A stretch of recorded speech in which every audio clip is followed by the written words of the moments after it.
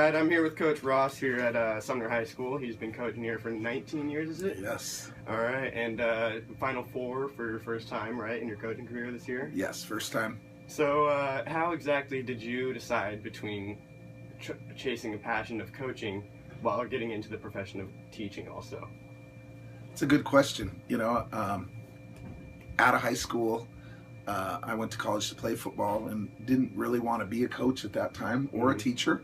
My parents were teachers, so I just kind of went to college and thought I wanted to get into law enforcement in some form or fashion. So I got a degree in law enforcement, and then got out of college and wasn't using that degree and started dabbling in coaching a little bit. I volunteered for my old high school coach, and then I kind of got a burning passion. And I think that's what, the good coaches have. They can't do without it. Mm-hmm. So I thought, gosh, what do I need to do to be a coach? And, the best thing I could do was go back to school and get a degree in something that I could teach. Because I really feel if you're going to be a high school coach, you need to be in the building. So, that took a few years to figure out, but, for me, it was the right decision, and I'm really, really pleased with it. And coming out of high school, you said that your passion was to play football. Right. So what exactly made you decide the major of law enforcement coming out of high school, even though you wanted football so bad? Was it the contact and just the whole culture of law enforcement that's a lot like football, you think? Yeah, that's funny. I never thought of it that way, Josh. Mm-hmm. But I wanted to be an undercover drug agent. Mm-hmm. So I guess it was the rush and the excitement like football. So yeah, that's funny. I just, growing up, I just thought I always liked that, FBI, DEA, things that I, had seen and read about. And so I never thought about football and undercover drug agent kind of being similar, but I guess it is. Mm-hmm. So yeah, I guess, I needed something exciting. A high intensity job. Yes. Yeah, exactly. Yeah. So now that you're in the building working with kids every day, do you think that your job is more about teaching the kids or empowering them for confidence to go out throughout their life? Is it more teaching them on the field to play football, or do you have an oversight goal? Yeah, no. That? Football's what I use to teach life skills, and all of us football players learn it, and some of us it takes a little longer, but your career's going to be over eventually. Mm-hmm. And when it happens, I wasn't prepared for life after football, and it took me a couple years. So, we want to make sure that our kids understand that football is a great thing for us. I encourage kids to play as long as they can, but we use football to teach life lessons because, any coach that thinks it's just about football is doing a disservice to his kids because it's so much more than that. Yeah, exactly. So your goal was just to help the kids move along in life, but what exactly, when you were a kid, what made you want to get into, say, what would your parents say that you should get into? If you had that type of noise, that you had your own interests and everything, but were there any pressures from the outside, like your parents or teachers or anything that told you, you're really good at this, Keith, you should go into this? What is that? My parents were teachers, but they were, I don't think they ever, told me that I should do one thing or the other. They always, college was just always, I never even thought that not going to college was even an option. Just growing up, you were going to go to college, but now that I look back, my high school coaches had a huge impact on me. They were my heroes.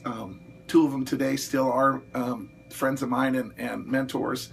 And the one coach that impacted me the most happened to be a special ed teacher and a football coach. So his name's Mike Ernaga, and I guess that eventually down the road, I fell into his footsteps because, I'm a special ed teacher and a coach. So, mm-hmm. But just no pressure. I think there's more pressure on kids today than there was when I was in high school. We just were going to go to college and whatever we wanted to major in, we majored in. And now there's a lot of pressure to, get certain majors or go to certain schools. But, I think I just finally followed the path of the people that had influenced me. Mm-hmm. Okay, so after 19 years of coaching in this profession, would you say that having Luke on the team this year changes anything that you haven't noticed in your past of coaching? Has this season shown you anything different with Luke on the team, you think? Yes, this season was different than last season. Last season, Luke and I really didn't know how to do the head coach quarterback. Mm-hmm. And about halfway through the season is when I finally just one day sitting in class here, I just thought, oh my gosh, that's my own son. And he's doing such a great job. And I'm just treating him like he's another player. Okay. So I remember one day pulling him in and saying, Luke, I really love you. I'm super proud of you. And then this year, I think it was a lot better. He was more experienced. Our offense was doing really well. So I actually just got to watch him from the sidelines while we were on offense. But he's taught me a lot. When you're coaching your own son, I could see, that he just wanted me to encourage him, and impact him in a positive way. So it's really helped me as a coach. Mm-hmm. So what exactly would you say is the one goal, or the one goal at the end of the year, which is not exactly a championship? Is it to get the most out of your team, or is it just to get out there and win games? No. It's not to win games, because I've been here when we haven't won games. Mm-hmm. And if that's our goal, then we would be failures. Mm-hmm. So early on in my career, I was a failure because I was just about wins. And, and I think that now, we talk about reaching your maximum potential. And, with 140 kids, we have to have some kind of goal to keep those kids motivated. If it was just to start or win, we're going to lose most of our kids, and these kids are great kids to our program. So my goal is I want the kids to get better every day, get better at something every day. And we talk about school, we talk about society, we talk about football, we talk about all kinds of things that are going to encompass into them becoming the citizen and that we want them to be. Exactly. Okay. And what should someone trying to be a coach get into the coaching profession do? If you had one piece of advice for someone trying to be a coach, what would you tell them? If a coach is what they want to do for a career, then I think they need to get into education. I think they need to become a teacher. There's not a lot of us left because people are doing outside jobs. And then they're just showing up to practice. But I think, to have the most impact on your team, you need to be in the building. You need to be part of their daily lives. You need to check on them. You need to check the pulse of them.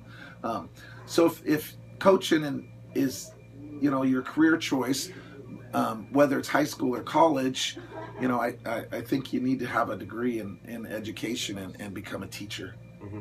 I think the best coaches are the best teachers. Okay, yeah. Well, thank you for your time, Coach, and I think that'll do it for our little interview. So, thank you. Yep, thank Josh, you. Thank you.